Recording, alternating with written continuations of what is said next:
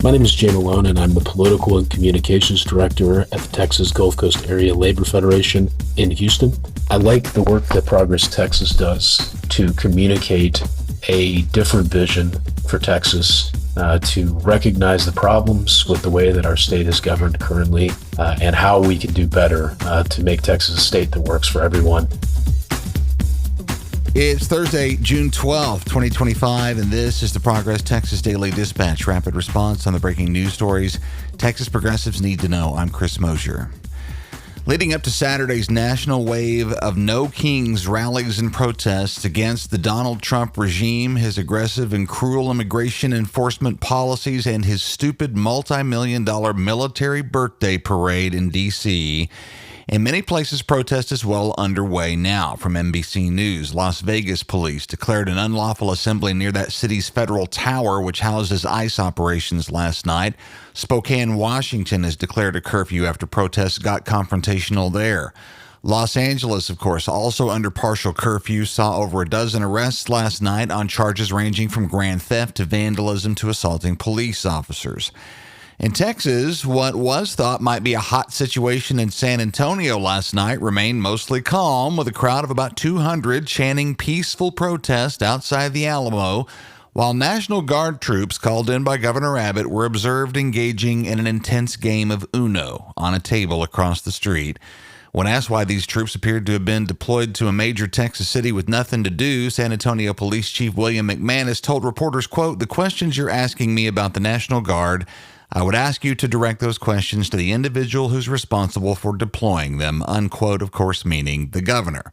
Definitely some tough guy showboating from Governor Abbott, obviously designed to curry favor from Trump, but Saturday will be the real test. Maggie Quinlan at the Austin Chronicle writes that as plans develop for the No Kings event at the Texas State Capitol in Austin on Saturday, a militaristic response is all but promised. Governor Abbott has been tweeting in supermanly fashion that the Texas National Guard will be in play and that his supermanly state government, quote, "will use every tool and strategy to help law enforcement maintain order," unquote. KUT in Austin has reported that city officials have been notified that the Guard will be prepared to assist this weekend. Cornelius at KXAN in Austin talked to Congressman Greg Casar, who's the headlining speaker at the Austin No Kings event on Saturday. He points out the obvious in that the governor is performatively overreacting here, saying, quote, "I've done multiple rallies where there's hundreds or a few thousand people peacefully assembled with zero incident at all.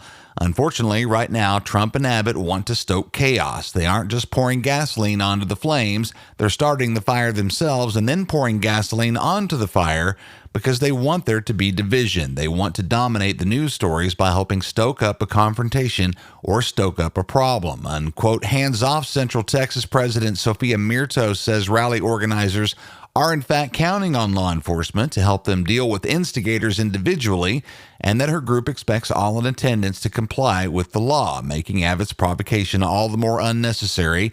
Mirto says, quote, "It is incredibly unwarranted and unnecessary that the governor of Texas is threatening to deploy National Guard on civilians utilizing their First Amendment. Threatening to deploy law enforcement against nonviolent, peaceful, permitted displays of American patriotism is incredibly alarming," unquote. Progress Texas will be on hand with live updates from the Capitol on Saturday. In addition to Congressman Casar, Austin State Rep John Busey, attorneys Pooja Sethi and Sarah Spector, and Hands Off Central Texas board member Melody Tremalo will speak as well. CBS News details planned events in Dallas and Euless and Fort Worth. See the link in the show notes. By the map on the main No Kings website, I lose count of the number of individual events planned for Saturday in Texas alone at 50.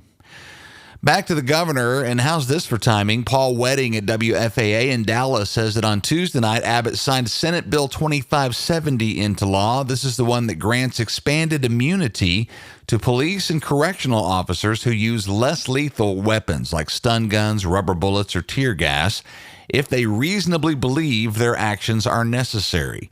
Abbott shared a video of the signing on Twitter looking really, really tough in selfie mode, though he does need work on his lighting. Texas Civil Rights Project Associate Director Chris Harris says his organization strongly opposes the law, warning it could embolden officers to misuse these weapons with little accountability. He says SB 2570 is, quote, an incredibly dangerous bill that's very likely going to embolden bad actors that work as peace officers and guards at correctional facilities to misuse and abuse these devices even more than they already do. Officers who use or deploy less lethal weapons will be all but shielded from any sort of criminal responsibility, even if they were to seriously hurt or kill someone, unless it's found they substantially violated their training.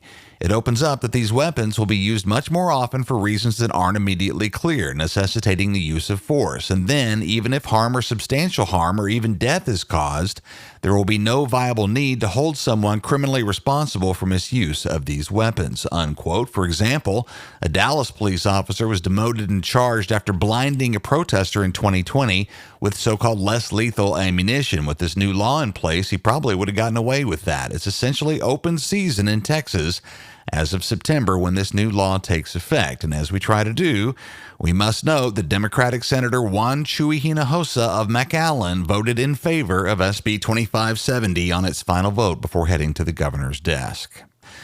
And I know he's been the star of the show this morning, but one last note with Governor Abbott in the spotlight here. Jeremy Wallace at the Houston Chronicle writes that a veto from Abbott on Senate Bill 3, Lieutenant Governor Dan Patrick's pet project, the complete ban on THC-based products in Texas, appears to remain a possibility.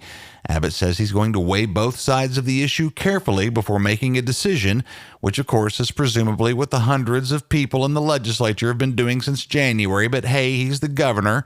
On one of those sides, the obviously hysterical Dan Patrick. On the other side, massive bipartisan opposition to the needless destruction of a multi-billion-dollar industry, tens of thousands of jobs, and alternatives to opioids and alcohol for thousands of Texans managing pain, mental conditions, and a wide range of other maladies. Abbott has until June 22nd to sign it, veto it, or let it take effect without his signature. Here's a great opportunity to actually look like he cares about Texans beyond the tough guy routine.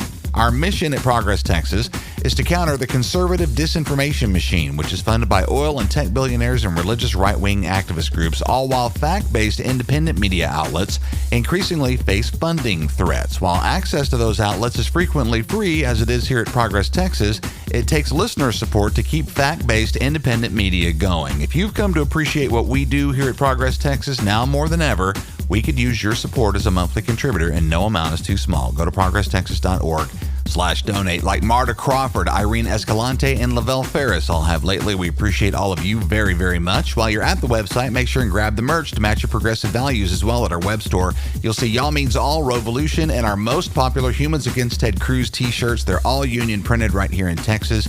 Great stickers and more, all at progresstexas.org. That's the Progress Texas Daily Dispatch for this Thursday, June 12, 2025. Links to all these original stories can be found in our show notes. Progress Texas is a nonprofit rapid response media organization promoting progressive messages and actions. While campaigns come and go, we're the permanent home for progressive media and action in the Lone Star State. I'm Chris Mosier.